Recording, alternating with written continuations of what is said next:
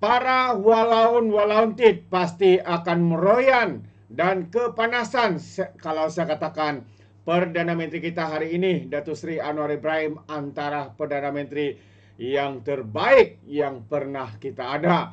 Tahniah kita ucapkan kepada Datuk Seri Anwar Ibrahim. Ya, semua ini bukan hanya retorik semata-mata. Kita boleh nampak dengan bukti yang jelas apa yang berlaku dalam negara kita. Ekonomi semakin berkembang, pelaburan semakin yakin, nama negara kita semakin digeruni dengan adanya pemimpin seperti Datuk Seri Anwar Ibrahim. Pengangguran, gaji dinaikkan, banyak lagi lah ya yang saya tidak boleh senaraikan di sini kerana terlalu banyak. Namun Walaun lebay-lebay ini dibutakan mata mereka untuk melihat kebenaran perkara ataupun fakta yang dilakukan oleh Perdana Menteri kita. Satu yang amat-amat memalukan. Jadi apapun, sekali lagi saya ingin membawakan anda sahabat semua ucapan terkini daripada Perdana Menteri dalam ASEAN Confederation of Internal Auditors Conference 2025 yang baru saja berlaku sebentar tadi. Jadi tanpa membuang masa, ayo kita bersama-sama untuk menonton video ini. Ladies and gentlemen, it is certainly both my privilege and honor to now invite Yang Amat Berhormat Datuk Seri Anwar Ibrahim, Prime Minister of Malaysia, to deliver his keynote address and thereafter officiate the opening of this conference. Please welcome Yang Amat Berhormat Datuk Seri Anwar. Assalamualaikum warahmatullahi wabarakatuh dan salam sejahtera. Sri Suraya, Puan Suhaila, Manoj daripada ACIA, pimpinan AIA, rakan-rakan dari Bursa dan Suruhanjaya Security dan rakan-rakan yang saya muliakan, saya kira tidak perlu dipanjangkan atau tekankan keperluan audit dan audit dalaman dalam mana-mana sistem pentadbiran negara jika kita serius dalam menyelesaikan di antara permasalahan besar, cabaran besar, iaitu ketirisan, keterlanjuran, rasuah dan isu-isu yang terkait dengan tata kelola atau governance. Sebab itu saya seperti mana Datuk Seri Suraya tahu, memberikan ruang dan wewenang seluas mungkin supaya jentera kerajaan diawasi dan dipantau dari dekat, dan ini harus mendapat kerjasama sepenuhnya dengan Bursa dan juga Suruhanjaya Security dan syarikat swasta. Kita bicara tentang perlunya kita pacu pertumbuhan, tetapi dalam mana-mana negara dengan kekuatan ekonomi tidak mungkin dapat menyelesaikan masalah sekiranya dibiarkan keterlanjuran dari segi ketirisan dan juga rasuah penyelewengan yang terus berlaku. Dan dalam sejarah negara mana-mana pun paling sukar untuk menangani masalah ini kerana mereka sendiri punya kekuatan dan dana dan pengaruh. Tetapi saya ucap terima kasih dan penghargaan kepada rakan-rakan kerana mereka tunjukkan sikap dan keberanian dan ketegasan membersihkan jentera sama ada kerajaan atau syarikat-syarikat kerajaan dan swasta daripada kebiasaan melanggar peraturan ini.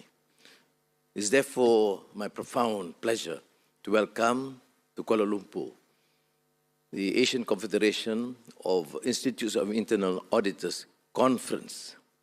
Now, this gathering is, as I am made to understand, Manoj, if correct me if I'm wrong, that is unique, is the largest of its kind in Asia, because we have 1,500, not only just auditors and internal auditors and practitioners from 26 countries, but have shown such commitment, as I've said, referred to in Bahasa. In my introduction, the issue of governance is a major challenge. We talk about democracy, but we don't refer to democratic accountability. Democracy is just not about the elections. Leadership is not about crafting a plan, but to make sure it is totally accountable to the public, and for those believers, finally answerable to the Almighty. That's why I think in the Muslim tradition, one of the most profound traditions of the Prophet Muhammad sallallahu alaihi wasallam is a saying that we are all accountable. We cannot escape that accountability.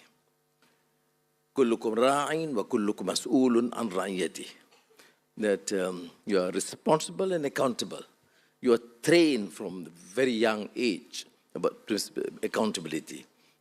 Of course, to yourself, to the family, to your department, to your company, and ultimately to the Almighty, Allah subhanahu wa ta'ala. Which means the inculcation of the correct values of integrity that comes along with transparency, which require, therefore, a clear, responsible auditors and internal auditors with well-trained and accountable, with integrity. So the challenges before us are many, and they make well strike all at once. We talk about pandemics or economic uncertainty or technological disruption, but notwithstanding whether the government is stable or rich, the issue of accountability, the role of accountants and internal auditors is paramount.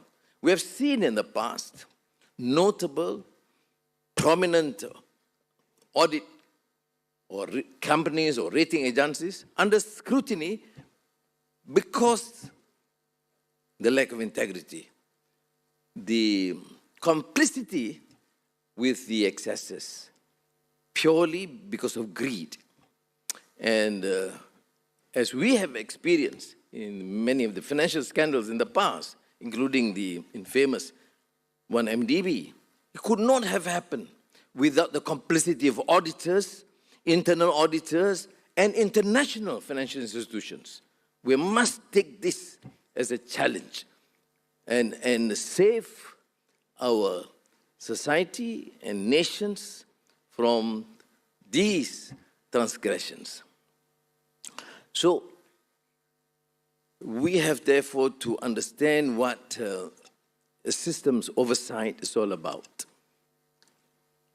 The need to act, prevail with transparency, accountability, and trust.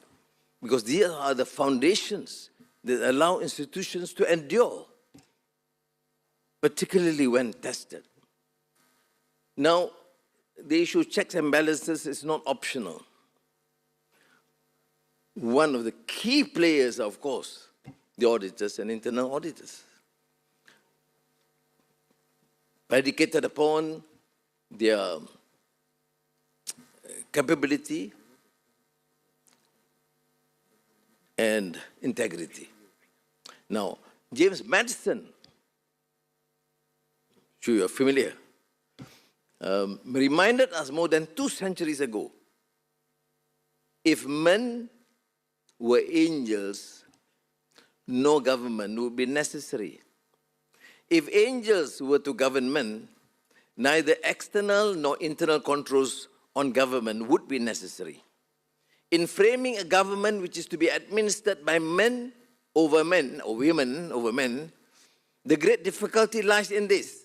You must first enable the government to control the governed, and the next place oblige it to control itself.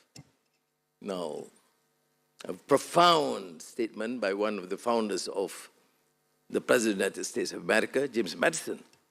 But what's relevant today in this context is that accountability must remain the core pillar in order to ensure the practice of a responsible, incorruptible government. Now, it is in this spirit that the Madani government has pursued Malaysia's reforms. Our ambition is to move the nation closer to high income status and to build one of the world's most competitive economies. But ambition cannot endure without confidence in our institutions.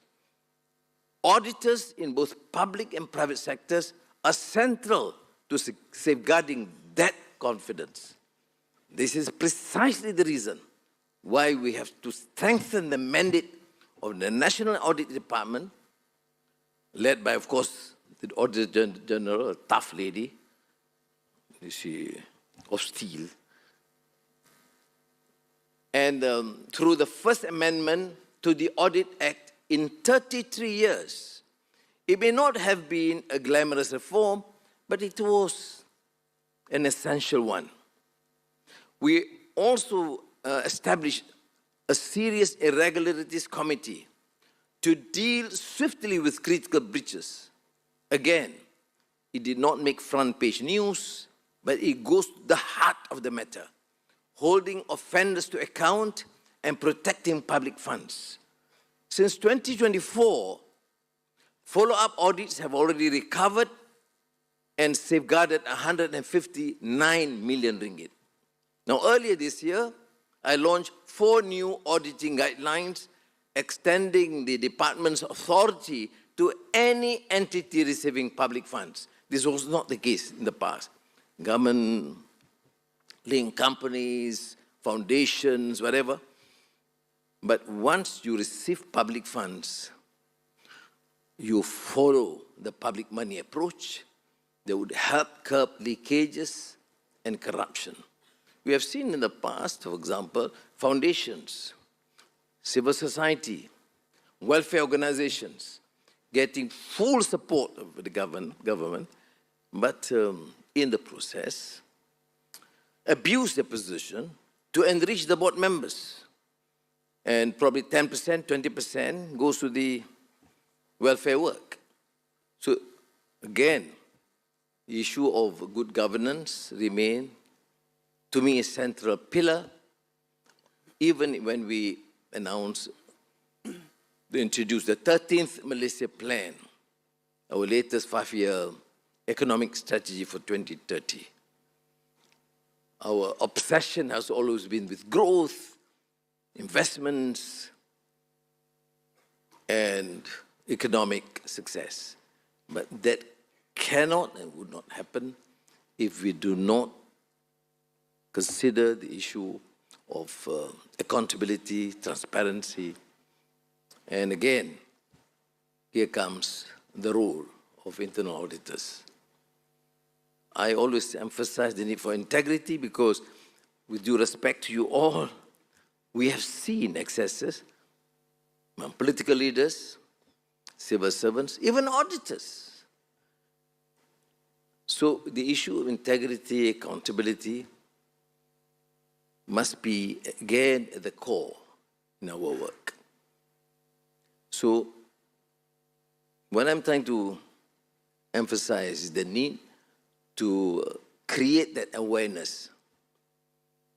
They call it, in my younger days, popularized by the Latin American philosopher thinker, conscientization, to get more conscionable, to be more conscious and have that dictates of our conscience. And therefore, I commend the Institute of Internal Auditors to continue this work, and the launch of the Statement of Risk Management and Internal Control, SOMIC Guide 2025 with Bursa Malaysia. It's of course a remarkable first step, because it also provides firms with a blueprint for embedding risk awareness, strengthening investor confidence, and preparing for ESG and other emerging risks.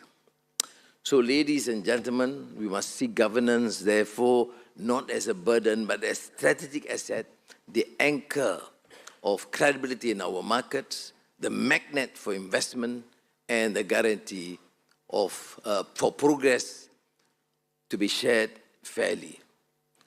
In this age of overlapping risks, it is sound governance, again, I reiterate, sound governance, steady, trusted, and fair, they will decide whether our nations flourish or falter.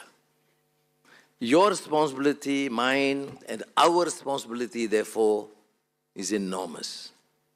But opportunity is greater still. To build institutions that earn trust at home, command respect abroad, hand down a legacy of integrity to the generations to come, and finally accountable to ourselves, our family, our society, and Allah subhanahu wa ta'ala. Wassalamu alaikum wa rahmatullahi wa barakatuh. Thank you.